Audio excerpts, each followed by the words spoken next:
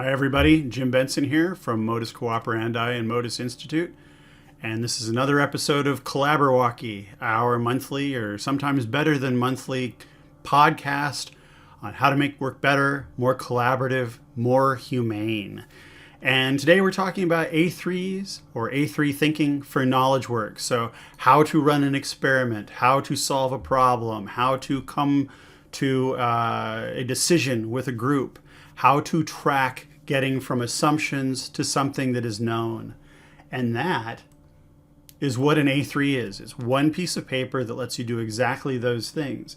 And they are part of something called A3 thinking, which is getting into a headspace or a mindset or creating a culture where solving problems is actually something that we want to do. So it sounds silly that, if we have a problem that we would usually want to solve that problem. But as we all know, we all run into bias for action, which is, when an individual or a group of people want to release something, make some product, be productive, as opposed to solve a problem or improve something.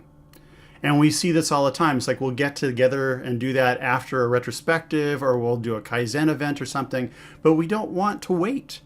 If something's wrong, we want to fix it. Because if something's wrong, it is upsetting. It's upsetting to us, it's upsetting to the customer, it's upsetting to somebody because that thing is not working in the way that it should. So A3s themselves look like this.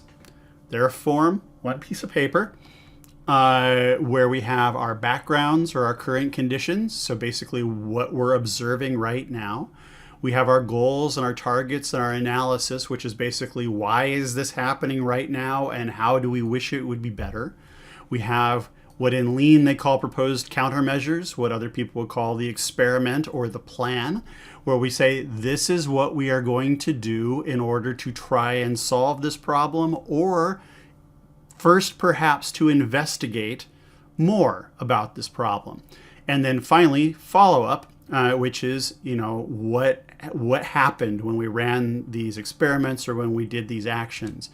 And so what we see here is that we have a loop, a PDSA or a PDC loop, where we plan, we do something, we study it, and we adjust, and we just do this over and over and over again until we feel comfortable with, or we have arrived at an acceptable solution.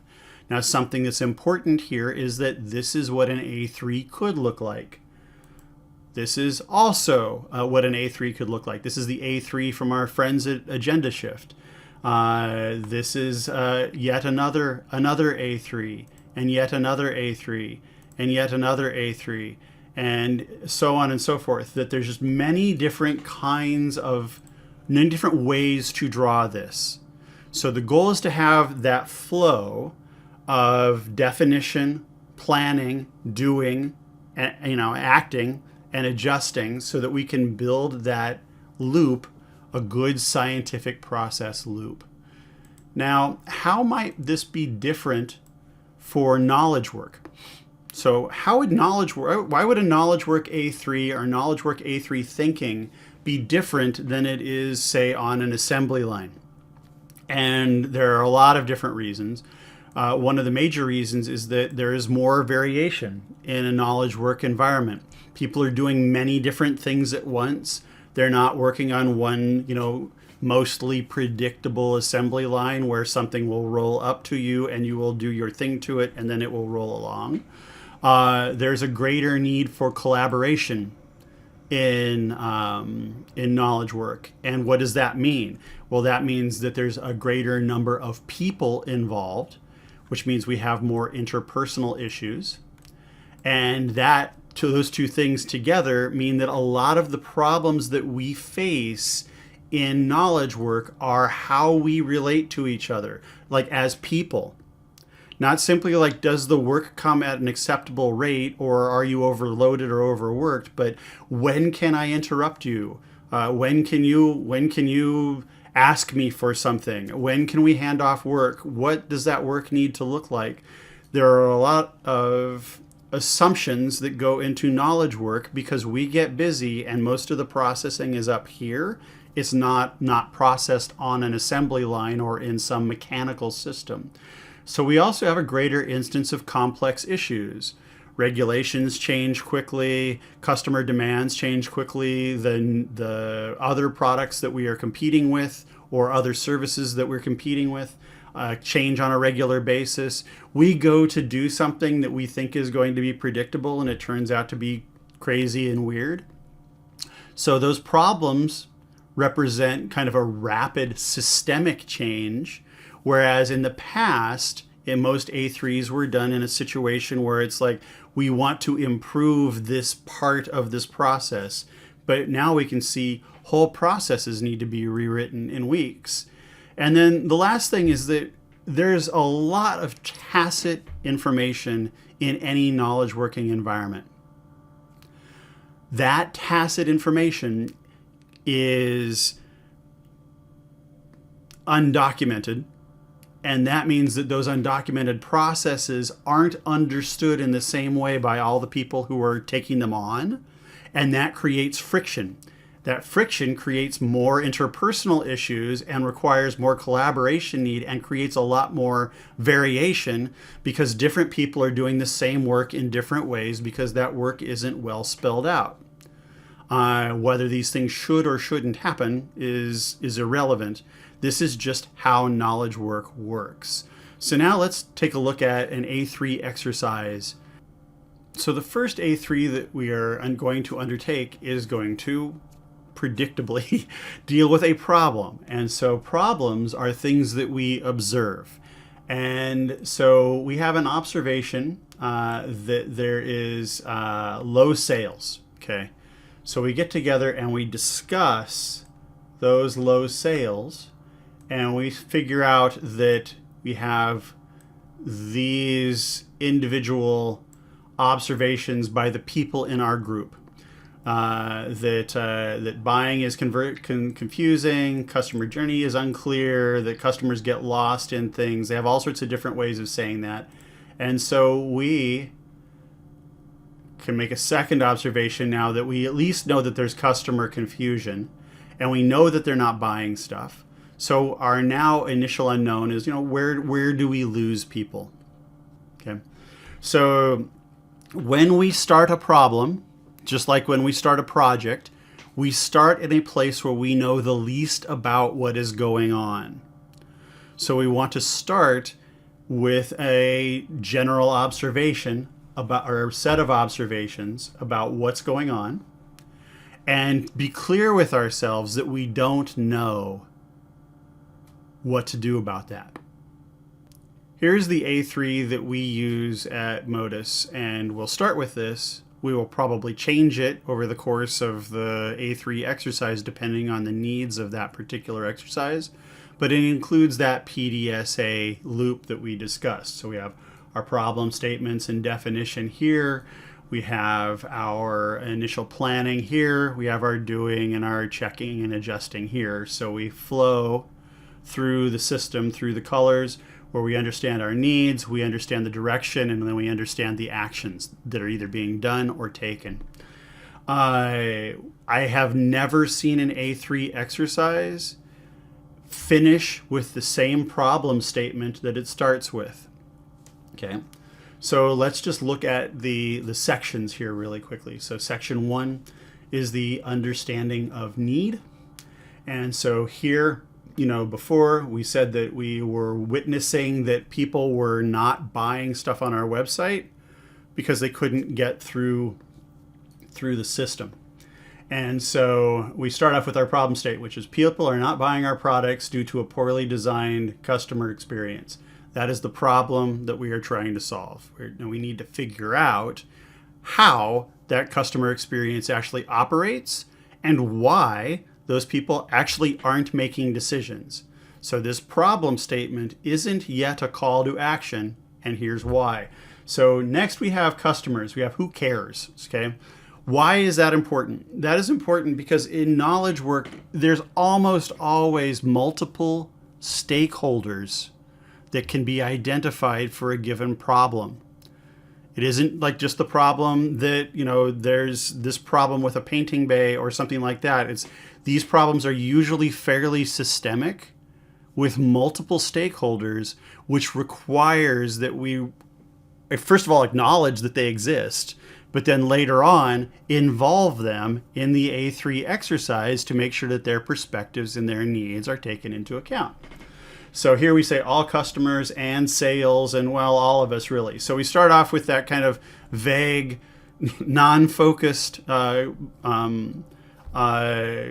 designation of who the customers are, which is honest. And so we continue with that honesty down here in impacts. We start off with these two words, we think. We acknowledge up front that we're not sure what's going on yet.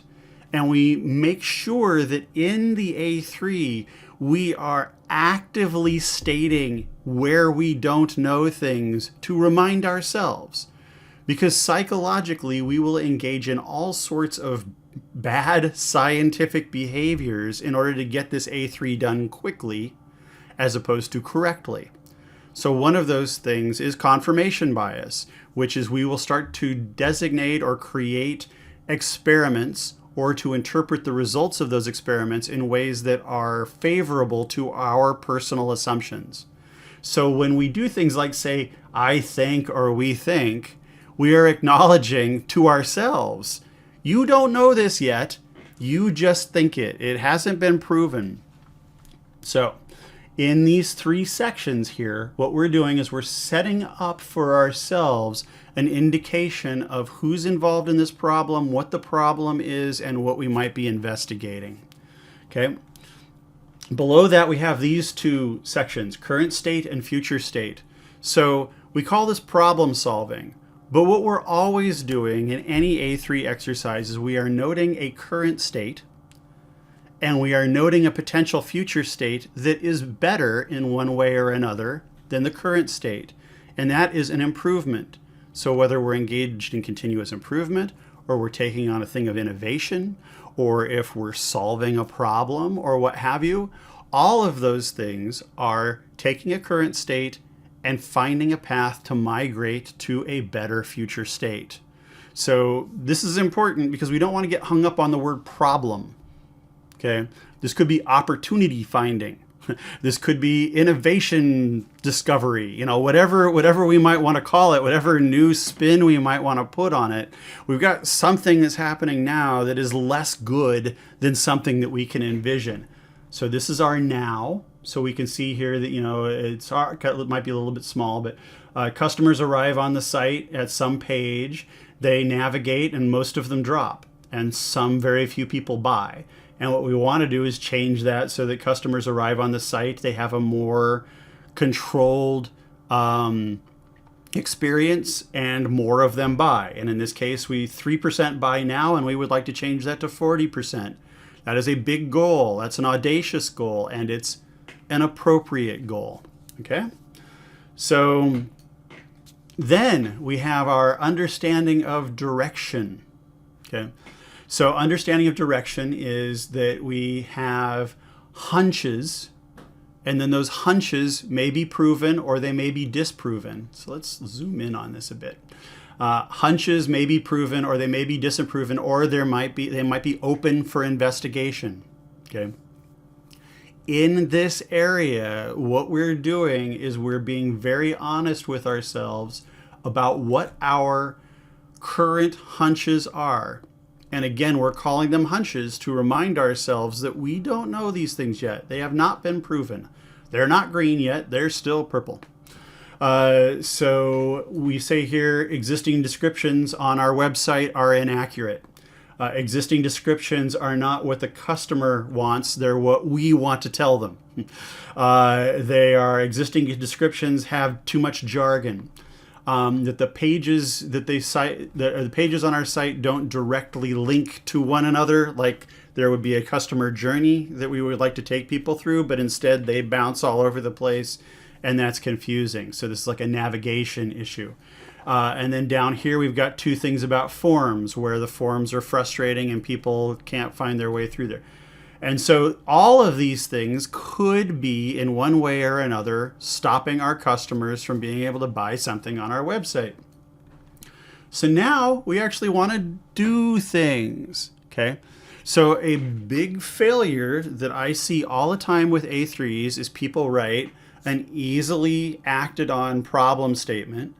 They create a really easy to do plan, and then they go off and they do the plan, and then they go off and do something else and they declare the problem solved. Okay, you didn't need an A3 for that. That was a waste of your time. The goal of the A3 is for you to refine everything you know about that problem. And that's what professionals do. So if you are a professional, you will want to take whatever your current state is and say, man, if this was just this much better, this could get done faster. It could be done less stressfully. It could be done in a way with higher quality. It could be done in a way where we fought less with each other. Whatever the thing is that you want to get to, professionals find ways to make predictable work better and to make unpredictable work more predictable. So let's see how you might do that. We move on now to the investigation and remedy section. So what are you going to investigate and how? And so initially here, we're recognizing that there are several possible root causes. So we are going to go through a series of investigations where we investigate different potential root causes and see what happens. So we start off with a hypothesis, which is, hey, right now we really don't know what's going on. So maybe if we actually watched people use the site and talked to them, we would actually get some information. So we note for ourselves that we're going to wait for the results before we generate new actions. Okay.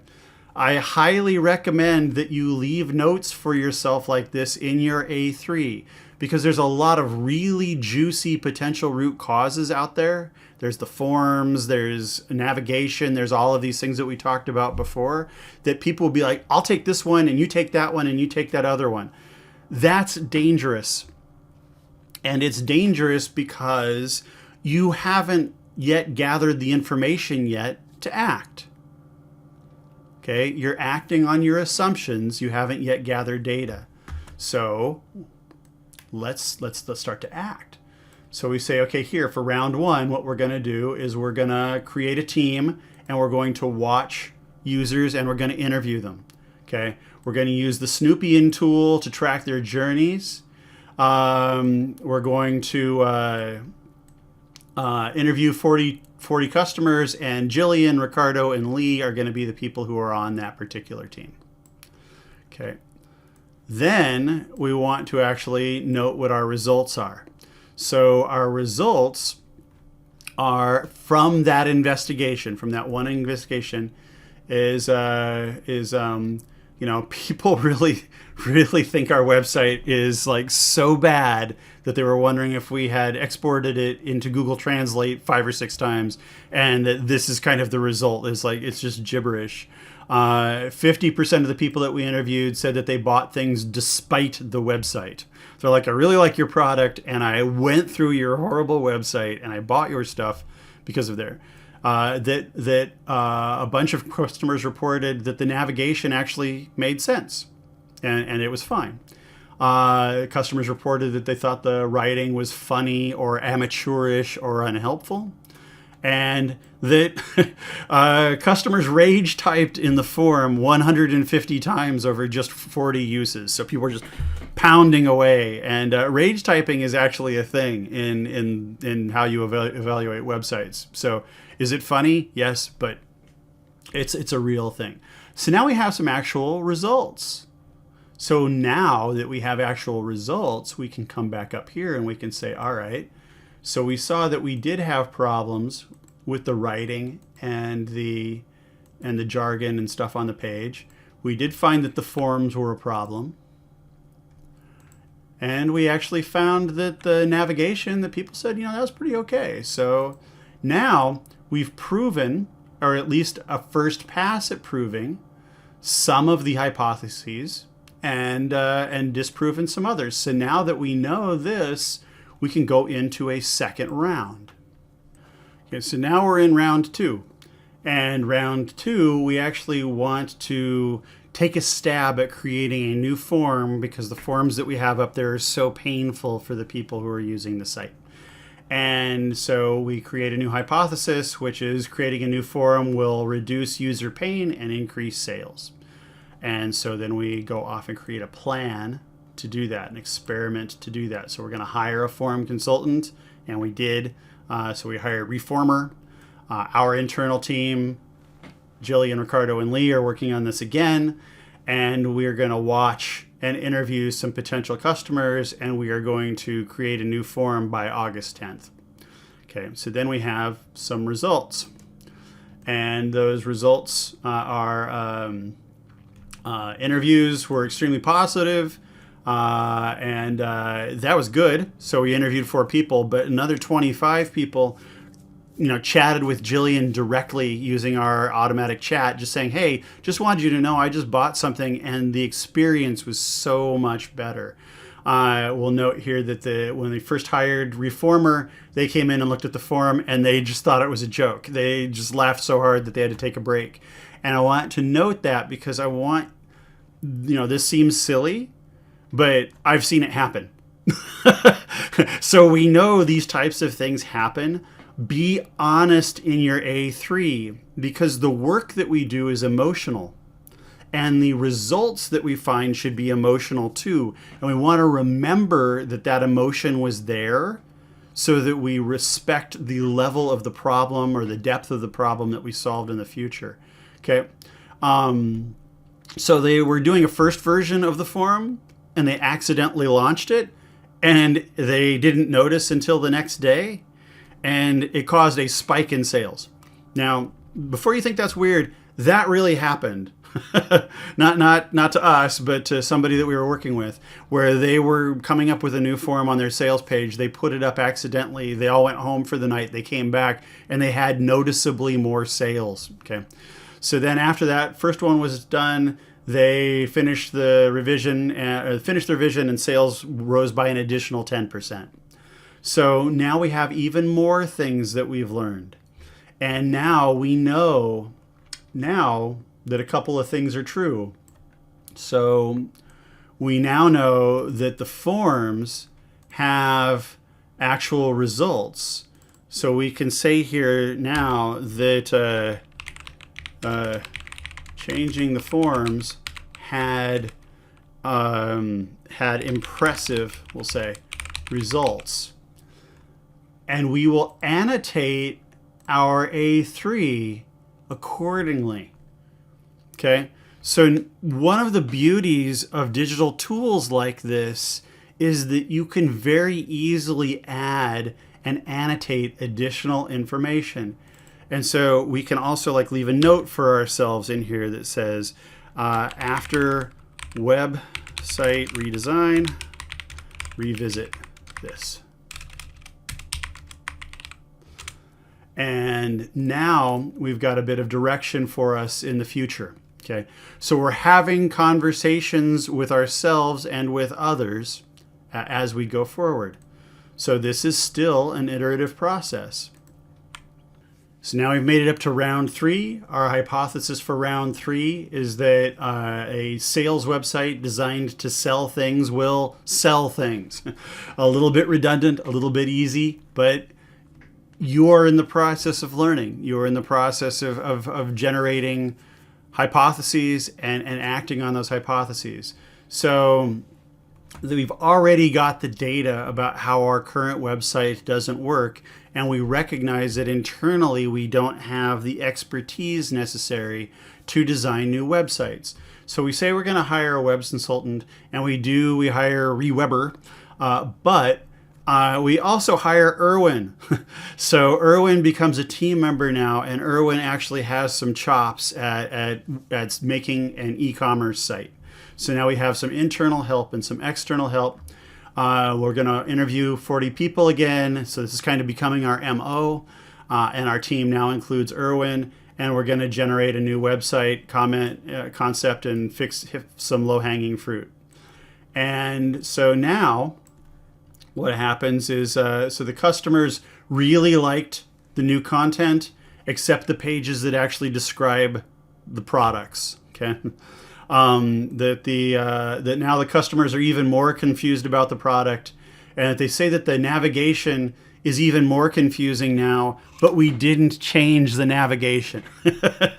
And so sales are strangely up despite what they said. So sales went up even more when we changed the website. So that's successful, but the customer reports are even more confusing. So now we've got a whole new bunch of weird to look at. And so as we're going through this, we can go back up here now and we can say, oh, you know what? Oh, now this is a problem, right? And so now the forums are no longer so much of a problem, but now we really have to pay attention to these things. So we might say, do a customer offsite to figure out what the heck they really want.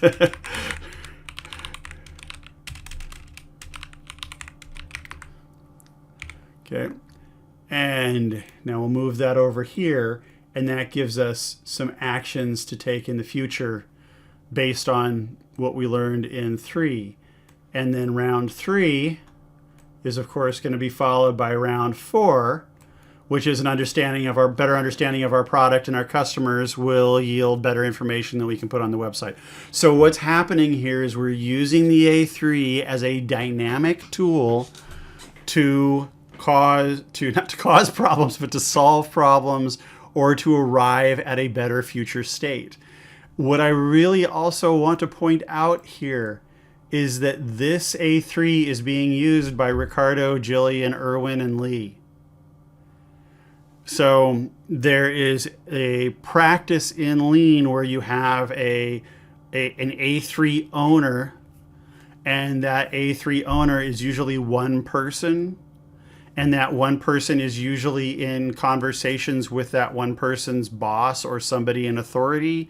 And they go back and forth about the A3s. In general, problems in knowledge work are going to be deeper than can be solved by one individual. Okay. So when we are solving problems, we want to solve problems with others. Okay. So this is a very quick overview of how we use A3s for knowledge work. We actually have an entire class on this that goes into great detail on problem solving for knowledge work on Modus Institute. If this was interesting for you, that's part of the basic subscription. And you not only get with the basic subscription that class, but classes in personal Kanban and in prioritization, how to have better meetings, how to handle distributed teams, and access to the hundreds of people worldwide in the Modus Institute network of professionals who like to think about things and work with them. So we hope to see you there. Thanks for watching this episode of Collaborwocky. Don't forget to subscribe on the YouTube button and all that kind of stuff, and we will see you next time.